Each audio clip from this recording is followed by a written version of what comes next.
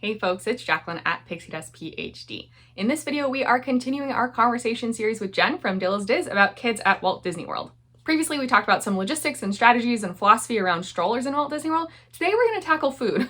Food at Walt Disney World, even as an adult, frankly, can be a challenge. I have not been shy about my opinion in the past that I find it kind of difficult or disappointing to eat quick service in the Magic Kingdom, for example.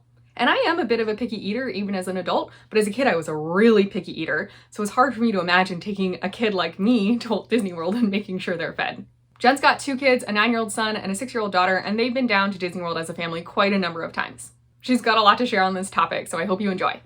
Today with Jen, we are going to talk about Walt Disney World with kids, but specifically talking about food. And obviously every kid is very different, so Jen will speak to her experience with her kids, and it may not apply to your kids. You know your kids better than Jen knows your kids.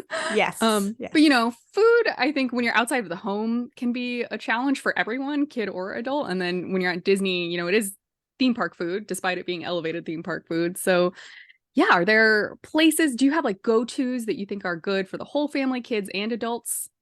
Mm-hmm. Yeah.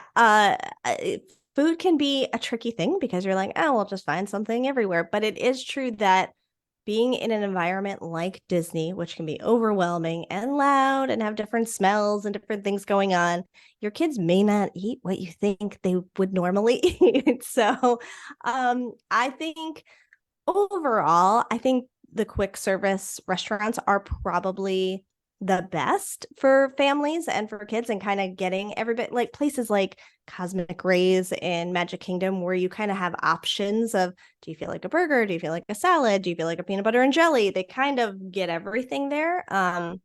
Don't quote me on that menu. But but I do think quick service kind of tends to be better for that. And the sit down restaurants are great. And I will also say that my son had a dairy allergy for the first portion of his life and kind of stays away from it because of that now. And Disney is great about allergies. They take them very seriously. So that's awesome as well. But the sit down restaurants, sometimes they have kids menus, and sometimes those kids menus are like, I'm sorry, do you understand children? They're not eating this. And sometimes you just know you're a kid and you're like, I mean, that all sounds great, but my kid's not going to eat anything on this menu. So I agree with you where you know your kid best, and that's number one. Check menus before you head to Disney and make reservations in places if you're thinking of doing that. See if there's anything. Sometimes it is like, if there is a burger on the menu or some sort of pasta, sometimes you can try to be like, can you just make him a plain bowl of pasta? Or can you just make her a little burger instead of like the fancy burger or whatever it is? But sometimes none of that is on the menu. So it's really hard to try to figure out what they would eat. And again, you're not going to want an unhappy child at a meal because you're not going to enjoy your meal. So I have personally, booked Be Our Guest. And then I look at the menu and I'm like, nope, I don't see them eating any of it. It's so expensive too, even the kids' price. Yes, exactly. And that's it too, is especially at the sit down restaurants. The prices are crazy where it's like, I mean, I'm not going to chance it. And we've kind of looked into Hoop-Dee-Doo sometimes for that. We used to go to Hoop-Dee-Doo growing up. So I'm like, oh, they would probably really like that. And it's fun. But they're not going to eat anything. And then are they going to sit there during a 2-hour dinner show watching us eat? Like, the show's fun, but are they going to get over they're not eating anything in the meantime? I'm out. Your kids don't eat fried chicken? No, so my son will have chicken nuggets, but he won't eat any other kind of chicken, including like fried chicken. Like, we've even tried to cut certain tenders to be like, it's the same thing. And he'll be like, no. So it's very specific. And that my daughter will not, she would not eat. And I think on that menu, I think I saw some sort of like mac and cheese, but it was, I forget what it was now, but there was some sort of crust on it. And I'm like, well, that ruins that. And then, and then Frank's daughter, the other half of Dillo's Diz, she will eat some things that are different than my kids. And so like trying to also align all the kids' tastes sometimes is difficult. So yeah, check the menus first, because sometimes you go, it's Disney, they'll have something for the kids. They might not. There are chicken nuggets available most places, I will say. Right, for At least sure. there's Yes. you can usually get chicken nuggets and fries or like really sad pizza that kids don't seem to Yes. mind usually. Correct. And that's usually my both of my kids' go-tos when we go to a quick service are those two things. There you Yes. go. Yes. So, in other food topics, other than the food you buy at the parks, do you Mhm. like pre-pack food for them, like food, or just their favorite snacks, or to know you have something to fall back on, or is that like not necessary? Yeah, I think probably when my son was 5 months old and we took him, I had formula for him and I was like, oh, but I don't want to use tap water in the formula. So I need bottled water, but I'm not going to buy like Disney bottled water every day for all of his bottles. So we had gone to CVS and just bought a package of water and we went, why don't we always do this? This is so much cheaper. It's like I always do $2 for that. 24 bottles of water. Yeah, exactly. So since then, that is what we do. So packages of water for sure. When they were babies, they have these little puffs that we would, Oh I yeah, think like the that's what they're Rice called. Crisp Yeah, Puffs. yeah. Yeah, So we would get those and pour those on. They could just snack as they're watching a parade or something else. But yeah, I mean, I think, for us, we'll have like a box of Cheerios. We'll still do that just to have something in the room. Like if they wanted to, if they wake up really early and they're like, oh, we're hungry, like here, have some Cheerios before we figure out what we're doing for breakfast. But granola bars are great to have.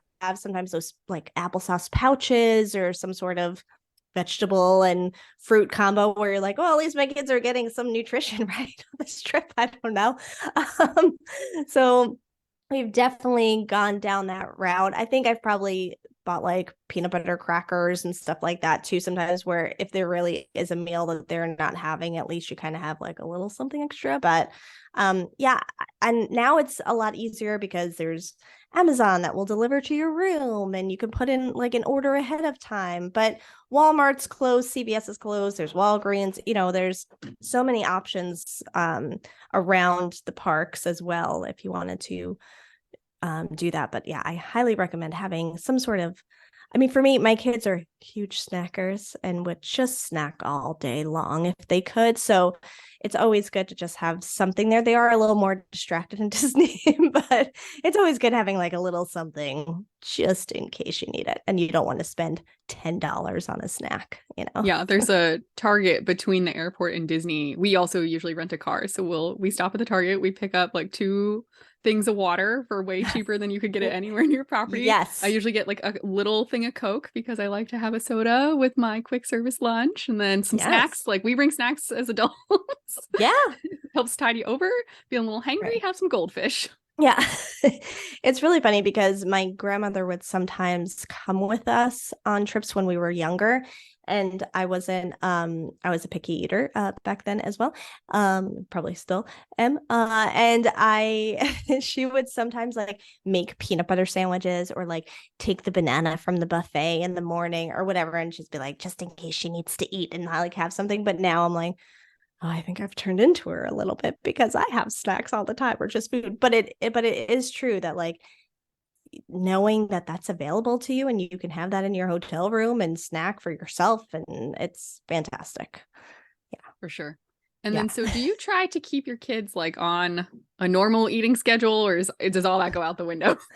Yeah, I mean, it pretty much goes out the window. I would say like breakfast is pretty typical. My kids are early risers though, so like they're probably not eating breakfast as early as they normally do, but that's why the Cheerios holds them. Here's some Cheerios, put on Bluey. Okay. And we're gonna just rest our eyes a little bit more. But sometimes if we've made character breakfast reservations or whatever, those kind of things can kind of just hold them over for the bigger breakfast. But we've done like dinners a little earlier or a little later, depending on things. But so, I mean, I guess for major meals, we kind of stick to it generally the same time. But I don't get concerned with like what food they're eating as long as they're eating and when they're eating it, because I'm just like, we're on a trip. It's fine. It's vacation. Okay. They'll go back home and return to normal. It'll be fine. Definitely.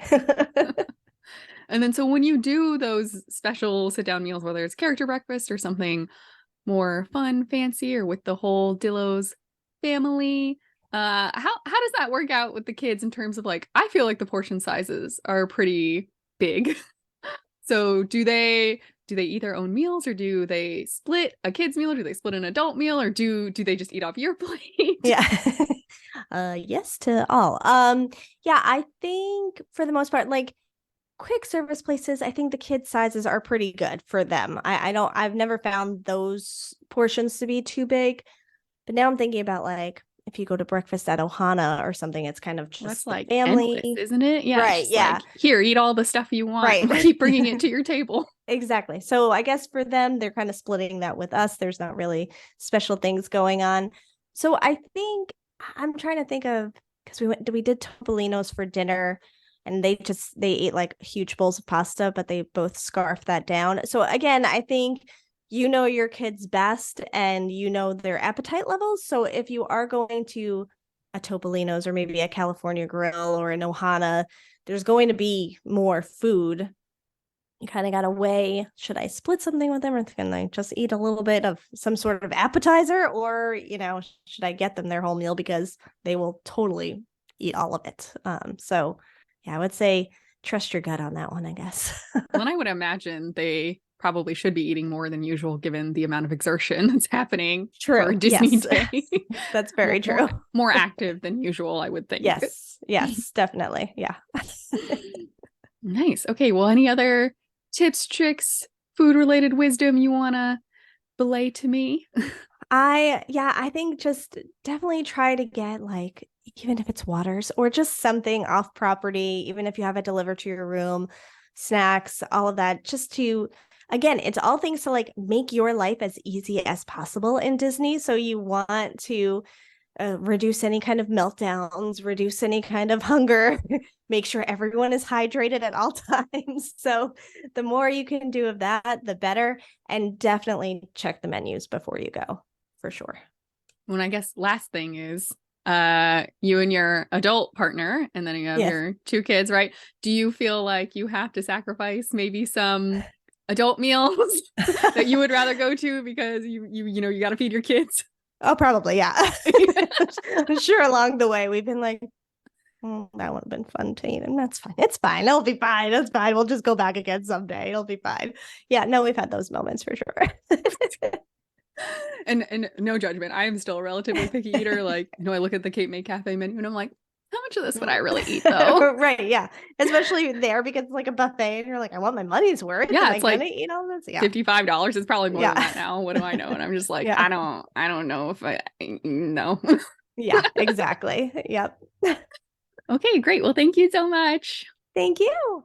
All in all, you definitely know your kid best. And even though I'm not a parent, I can imagine that if I was one, I would definitely go with like, let's just try to get them fed. It is what it is. Having some snacks on hand, I think, also are key. Whether you're a kid or an adult, hunger can hit anyone, and it is not pretty if you let that go on for very long. If you enjoyed hearing Jen talk, be sure to check out Dillo's Diz. That is the podcast she's on with her brother, Frank. Theme Park Thursday with Dillo's Diz is probably the one most relevant to you. It drops on Thursdays. They talk about theme parks, mostly Walt Disney World. And I'll leave links below to all things Dillo's Diz. They have Twitter, Instagram, TikTok, Facebook, all of the podcatchers where you can catch everything that they put out. And if you want to talk with Jen more specifically, you can find her at Jen Illo on Instagram and Twitter, and at Jen Illo Talk on TikTok. We've got one more topic coming up in this conversation series. I hope you are enjoying it so far. If you are, remember to like the video and subscribe to the channel. You can then ring the bell icon to receive notifications whenever I upload new videos. This will ensure that you are not going to miss the last of our conversation series with Jen for kids at Walt Disney World. I hope you found this helpful. May the rest of your day be magical, and we'll see you real soon at Pixie Dust PhD.